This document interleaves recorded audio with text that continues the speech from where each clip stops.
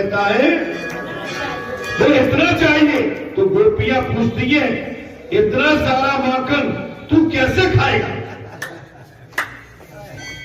गोपियां कहती है कान्हा तू इतना माखन कैसे खा सकेगा? कन्हैया मैं तो कुछ भी नहीं खाऊंगा, मुझे तो अपने मित्रों को माखन बांटना है। क्या सोच? बोले मैं इतना नहीं खा पाऊंगा, मुझे अपने मित्रों को माखन बांट के खिलाना है, अपने मित्रों को खिलाना है। ईश्वर औरों को देखकर प्रसन्न होते हैं, ईश्वर औरों को खिला के खुद प्रसन्न होते हैं। आप तो दादी तुम्हारी बात का जवाब मिल गया क्या? नहीं। आप बार बार कहते बाबा तुमने कुछ नहीं खाया, तुमने कुछ नहीं खाया, यही कहते हो। तो यहां न तो कोई कन्हैया है न ईश्वर है, लेकिन भाव में ये रहता है हमारे संत महात्मा जहां खा रहे हैं समझ लो कि हमें उसमें आनंद आता है।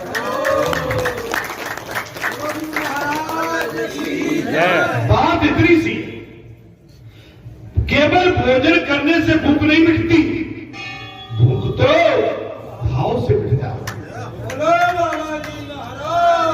अरे मौका पड़े तो कई दिन निकल जाते।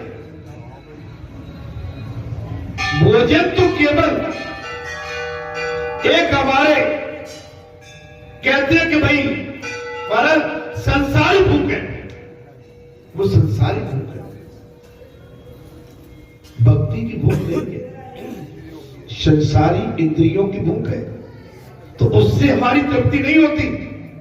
ये तो 2-3 घंटे में फिर पच जाता है और 4 घंटे के बाद फिर लगता है कुछ फिर खा ले। तो ये भूख कभी मिटती नहीं है।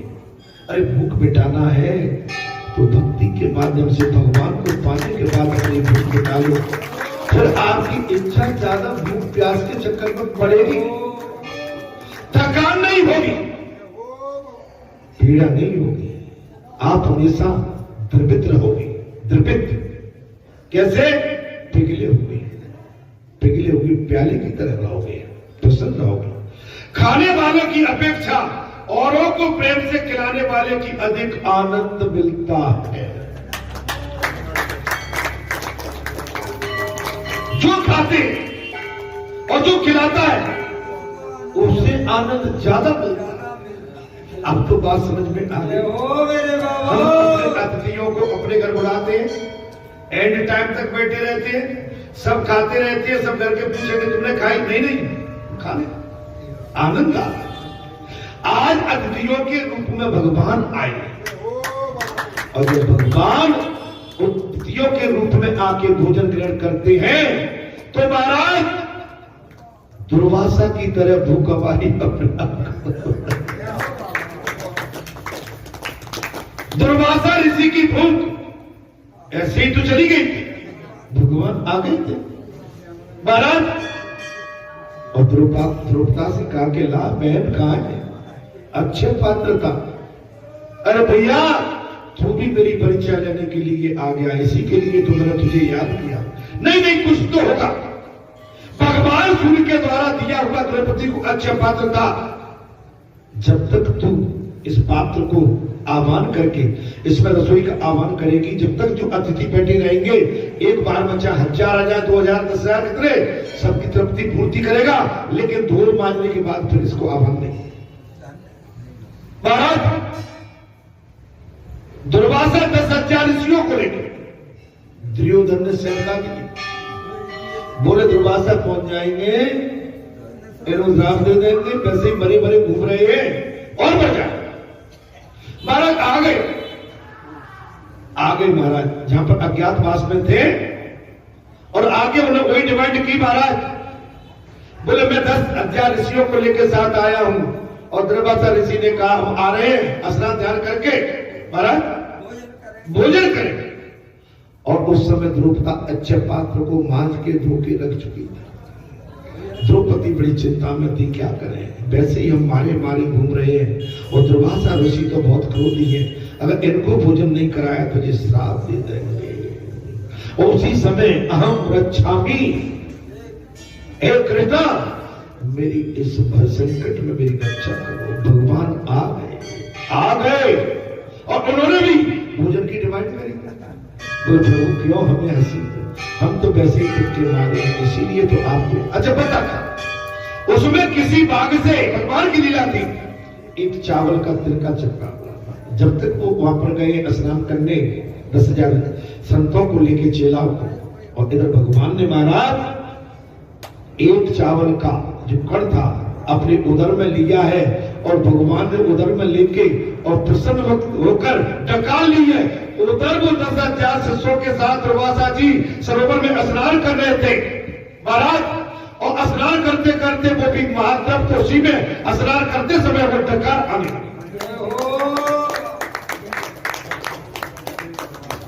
अब हम समझ सकते हो औरों को खिलाने में बड़ा आनंद आता, खाने वाले की अपेक्षा औरों को प्रेम से खिलाने में बड़ा आनंद आता। मन माखन सा कोमल हो, पर मन माखन जैसा कोमल हो। कैसा हो? मन माखन जैसा कोमल हो। आपका मन पिघला हुआ हो, निर्मल हो, निष्पाप, निष्कपट, निश्चल हो, महाराज अधिक आनंद मिलता है।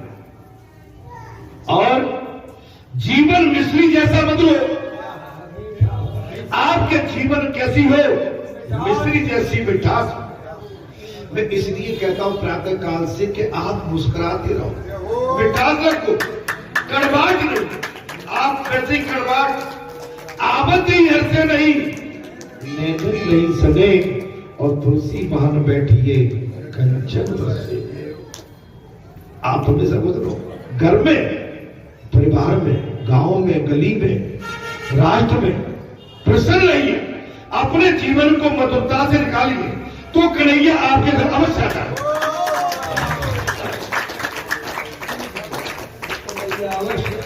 घर में लड़ोगे बहू से, बेटा से, पत्नी से, माता से, पुत्र से, पति से, पड़ोसी से, आगे से, पीछे से, भगवान कहेंगे भैया बचो।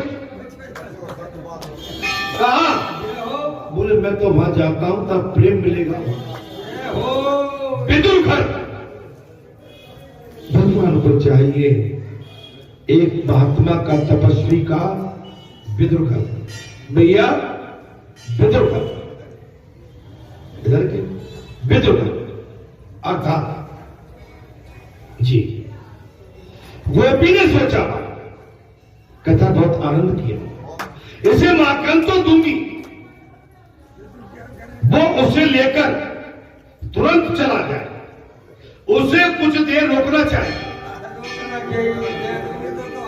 बोले माखन तो दूंगी इसको, लेकिन ये माखन लेके लाला इतना चारा के भाग जाए। उसने कहा लाला माखन मुफ्त में नहीं मिलता।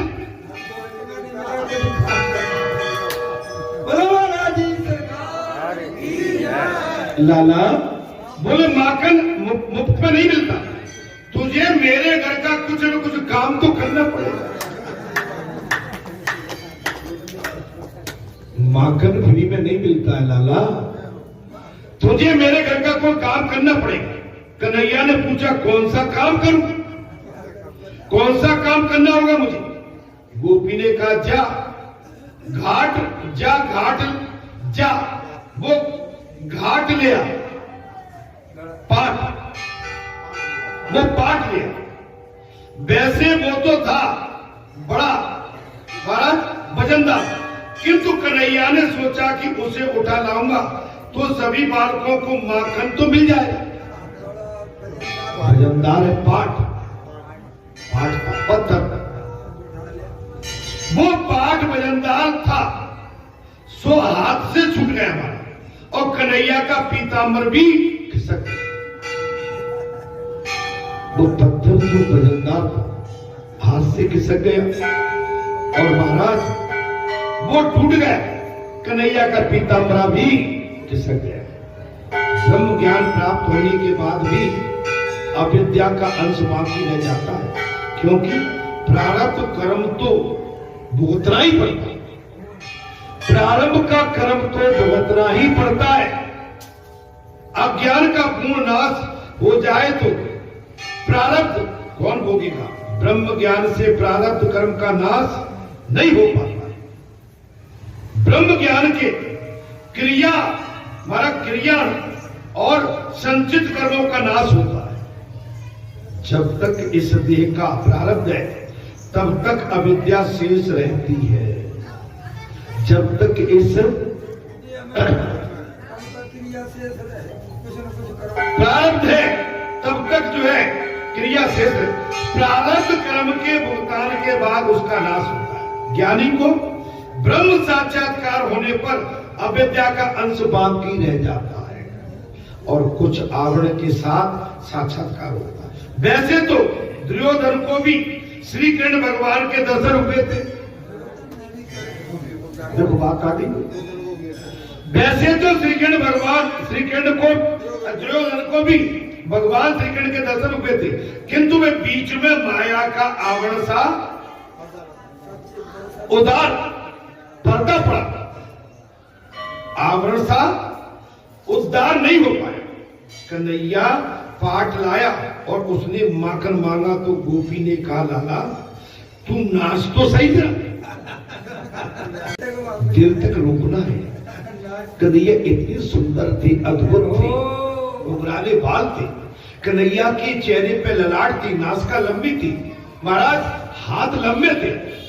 माने इतनी सुंदरता, दिव्य सुंदरता थी कि कोई भी उसको एक बार कन्हैया को देख लेता था, कन्हैया को छोड़ने की इच्छा नहीं होती थी। वो गोपिका किसी भी बहाने से कन्हैया को अपने घर में रोकना चाहता। सच्चे दरबार माखन के लोग से कन्हैया अब नाचने लगा।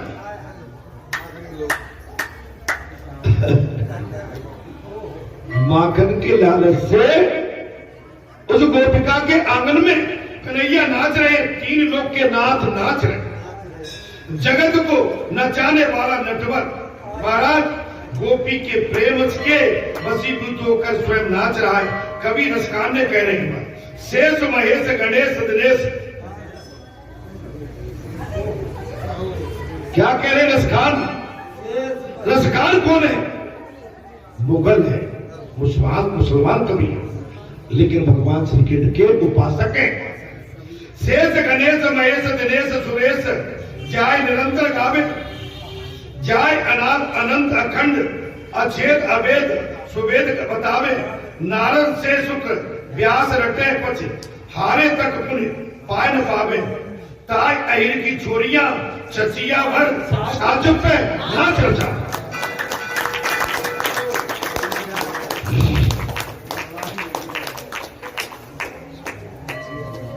महाराज ताय अहिर की छोरियां चचिया भर, साजुक पे नाच रचा। आप पहले कह दिया, शेष गणेश शेष महेश गणेश दिनेश सुरेश जाय निरंतर धावे। महाराज ताय अहिर की छोरियां छचिया भर छाछ पे नाच। कितनी सुंदर बात। गोपियों के प्रेम से बंधे हुए श्री कृष्ण उनके घरों का काम कर रहे।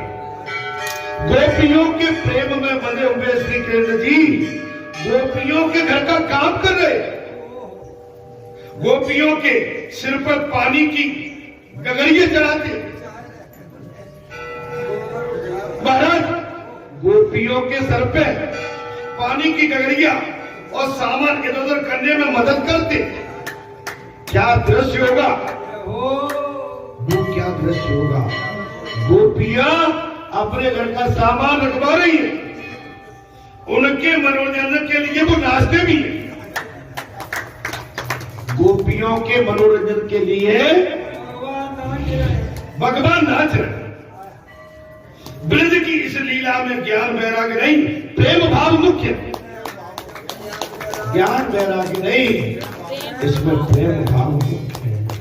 महाराज एक मालकिन का प्रसंग भी आता, कथा तो बस चुकी हो ही गई है पूरी, तो चूंकि 12 बजने जा रहे हैं, मैं एक प्रसंग और कह देता हूं।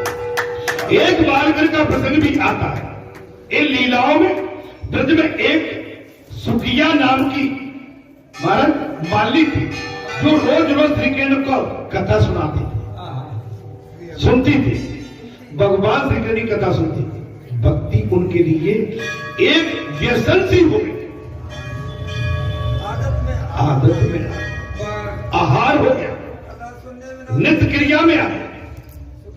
तुकाराम को भी व्यसन रूपा भक्ति सिद्ध हुई थी। उन्होंने माने बड़े इंद्रिया सकला बलबड़ अर्थात सभी इंद्रियों को ऐसी आदत हो गई थी कि ईश्वर के भजन किए बिना वे रह नहीं सकते। आपकी हमारी इंद्रियां ऐसी हो जाए कि ईश्वर के भजन के बिना, अभी आपने जो कथा सुनी है ना, इस कथा का चिंतन आप घर पे करें कि आज भगवान श्री कृष्ण की कथा गोपियों में और भगवान में क्या वार्तालाप हुआ। माता जसोदा भगवान के पीछे कैसे दौड़ी और माता जसोदा ने भगवान को मूसल से कैसे बांधा और मूसल की गाड़ी बना के भगवान कैसे निकले, कैसे बच्चों को खाड़ा, उसमें से 2 सतपुरुष महापुरुष कैसे निकले, ये सब याद करना। ये बात ऐसे नहीं बनती, हम चिंतन करेंगे जी। आपकी कथा में, आपके मन में, आपके रोम रोम में जी कथा समा गई, तो आपके रोम रोम से कृष्ण कृष्ण कृष्ण कृष्ण की आवाज। तब तो बात यहां से जाने के बाद घर परिवार में, स्त्री में, पति में, पत्नी में, नाती में, खेत में, खलिहान में उलझ गए, तो यहाँ की जो कथा सुनी है वो आपसे प्रचलित। आपको लगता हो कि मैं क्यों करता हूं, सुन लेता हूं, क्योंकि अगर इसमें कोई धुंधलापन आता है सुर में, तो सुर चला जाता है। अब मेरी आदत ही खराब है, ठीक है। मैं आपसे यही अनुरोध है कि जो आपने सुना, जहां पर सुना उस पर अमल करो। आप घर का काम करिए, लेकिन घर के काम करते करते भगवान की जो कथा सुनिए उस पर ध्यान रखें। उस पर ध्यान रखेंगे तो आपकी हमारी बात पक्की बनी रहेगी। भगवान के साथ रिश्तेदारी, नातेदारी आपकी पक्की बनी रहेगी। तेरे सिवा ओ कृष्णा, तेरे सिवा ओ कृष्णा जीवन अधूरा, तेरे बिना ओ कृष्णा जीवन अधूरा। राम राम कहे राम कहे, राम राम कहे राम, राम का राम ऐसे ही रटते रहो, ऐसे ही कृष्णा का महाराज ऐसी। मैं आपसे वही अनुरोध करता हूं, राम जी और कृष्ण में कोई अंतर नहीं है। सुंदर है तो नाम चाहे कृष्ण कहो। मालिन का प्रेम धीरे धीरे बढ़ने लगा, आपका कथा में मन इसलिए लगने लगा कि आपको कथा सुनने में आनंद आता है, आप पर कथा का प्रभाव छाने लगा है, आप भगवत कथा सुनने के रसिक हो गए। रसिया रामचरित सुनने को राम लखन सीता बरस। आप देखो हमारे दद्दू बैठे हैं और भी कथा मन लगता है। कथा हमारा उद्धार करेगी, कथा हमारा कल्याण करेगी, हमारा तो करेगी, हमारे परिवार का भी कल्याण करेगी, हमारे गांव का, गली का, हमारे देश का भी कल्याण करेगी। सच्चे शरण भक्ति व्यसन सी हो गई। माने जब तक कथा नहीं सुनती थी अच्छा नहीं लगता था। भक्ति का व्यसन सिद्ध करो, भक्ति में भगवान की कथा में मन लगा। हाँ, कथा सुनने चलती है बगैर आयोजन के, प्रयोजन के, बगैर दाम के, धेली के, पैसा के, बगैर खर्चा के बढ़िया बालाजी धाम में कथा चल रही है। कब से? 25 साल से।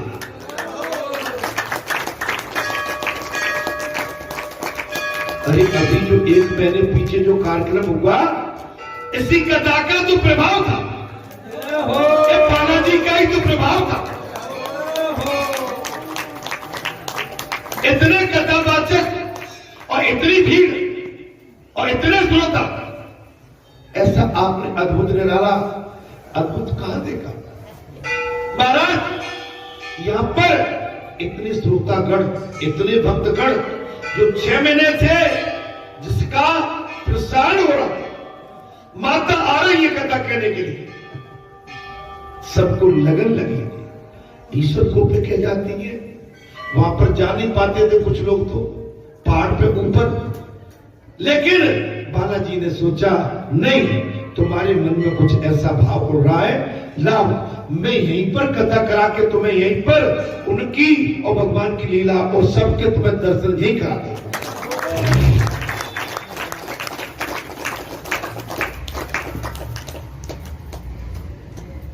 सेवा और स्मरण का व्यंजन हो, वो सच्ची वैष्णवता।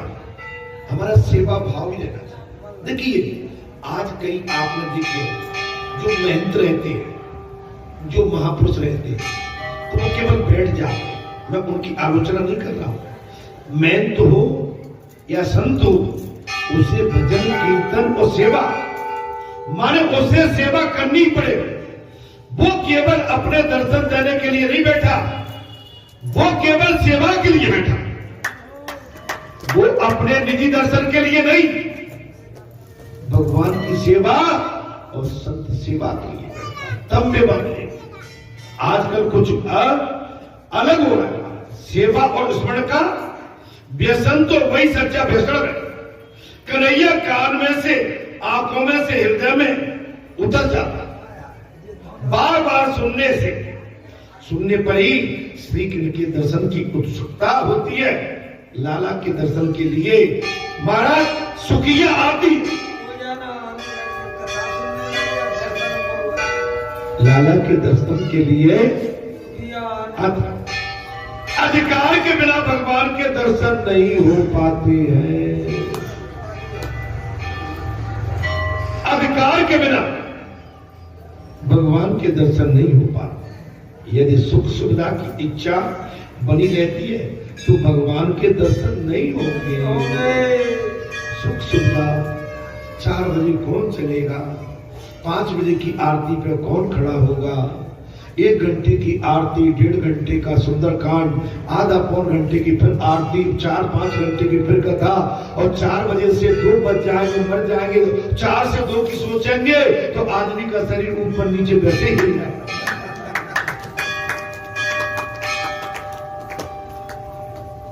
आपको ये पक्का विश्वास भगवान पर करना है। आप भगवान पे छोड़ दो, आपके 3 घंटे, 4 घंटे, 10 घंटे, 8 घंटे, 18 घंटे कैसे निकलते हैं पता नहीं पड़ता। 4 बजे से 12 बज गए, 8 घंटे हो गए क्या नहीं? और आप 8 घंटे आप कहीं बैठ सकते हो क्या? नहीं बैठ पाएंगे। भगवान का ही एक ऐसा भक्ति का मार्ग है, और उसकी कथा सुनते सुनते 8 घंटे तो क्या, अगर और भी घंटे लग जाए तो कोई हमें इसकी चिंता नहीं होगी। जीव जब तक पूर्णतः है, निष्काम और वासनाहीन बनता है, तभी में दर्शन देते। वासना ही माने संसार की विलासता से दूर, सुख सुविधा से दूर, सुख सुविधा से। आप समझिए, आप अपना चोला आपको आखिरी में बदलना ही पड़ेगा।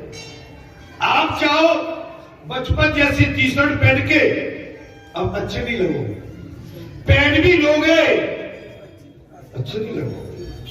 आपको अपने जीवन को, अपनी उम्र, आयु और समय के अनुसार आपको अपनी जीवन धारा भी बदलना पड़ेगी। छल से नहीं, सच्चाई के साथ, सच्चाई के साथ। अब देखिए हमारे साथ पहले तो कुर्ता पजामा भी पहन लेते थे शादी ब्याह में, अब वो भी नहीं भाई। सब पहुंचते हैं वहां, हमारा भगवान ने कुछ अलग हमारा नाता हमसे और आपके साथ ऐसा जुड़ गया है, नहीं उस रूप में ठीक नहीं पाता। देखिए, एक टी शर्ट पहनने वाला, एक पैंट शर्ट पहनने वाला, एक वर्दी धारण करने वाला, एक अलग जिसकी माने, लेकिन आज कोई मानेगा क्या? अब तो हमसे रास्ता में कहते हैं जूते, ए बाबा ने टिकल को है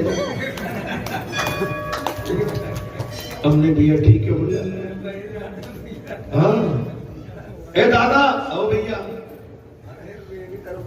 महाराज सब समय की बलिहारी है, और वास्तव में दादा है और वास्तव में बाबा है। अब आज भी तुम कहोगे कोई अंकल कहे तो अंकल कैसे कह देगा? बाल सफेद, मूंछ सफेद, शरीर में सुकुड़न ठठुरन, तो तुमसे अंकल थोड़ी करनी, बाबा ही करनी।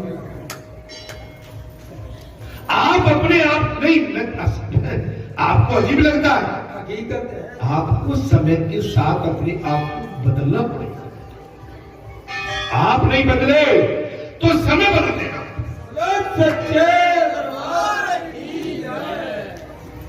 समय बदल देगा। वीर रोटी गोपिका भई अर्जुन भई बा, समय बड़ा बलवान होता है। महाराज बात आ गई, आने लगी। सुखिया मालिन हर रोज नंद बाबा के आंगन में आती जाती थी, किंतु कन्हैया बाहर निकलता ही नहीं था।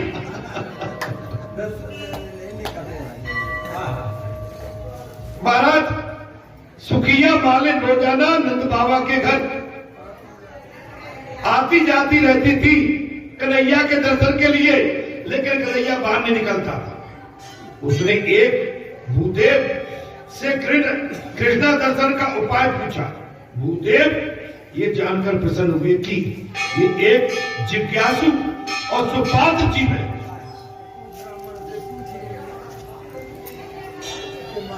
ये एक जिज्ञासु और सुपात्र जीव है। तो उन्होंने सुखिया से कहा, बोले अपने घर में बाल कृष्ण की सेवा साधना स्मरण करती रहोगी तो वो प्रसन्न होगा। बोले एक काम करो, तुम अपने घर में बाल कृष्ण की सेवा और मूर्ति रखकर उनसे प्रार्थना और कीर्तन संकीर्तन पूजा करती रहोगी तो एक दिन भगवान प्रसन्न हो जाएंगे। ईश्वर को बस में करने का एक अच्छा साधन है क्या है महाराज? ईश्वर को बस में करने का एक अच्छा साधन आग्रह। ईश्वर दर्शन जब ही हो, जीव को पात्रता मिलने से ही ईश्वर उसे दर्शन देते हैं।